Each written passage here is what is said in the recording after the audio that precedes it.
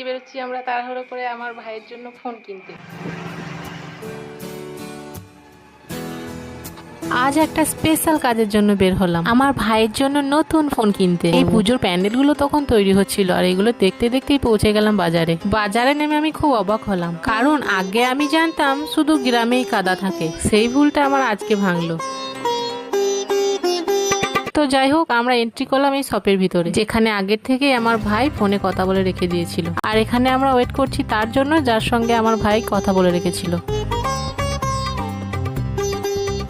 কিন্তু এরপর যেটা হলো সেটার জন্য আমরা একদম রেডি ছিলাম না। দেখুন, আমার হাজবেন্ডের চেহারা ভাব দেখেই বুঝতে পারবেন যে ও একদম হ্যাপি নয়। আর আমার কথা কি আর বলবো।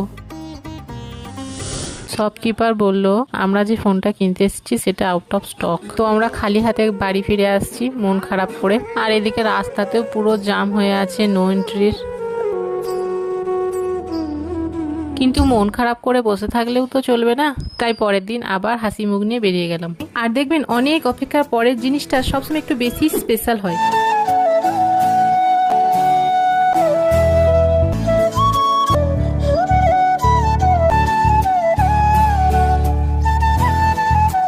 এবার এই ফোনটার ক্যামেরা কোয়ালিটি একটু চেক করে দেখেন। আর এখানে স্ক্রিনে আমাকে দেখতে পাওয়া যাচ্ছে। তারপর কিছু সেটিংস অন করার পর ক্যামেরা চালু করলাম, আর চালু করে তো আমি পুরো শক, কারণ এই ফোনের ক্যামেরা কোয়ালিটি আর আমার ফোনের ক্যামেরা কোয়ালিটি আসমান জমিন ফারাক।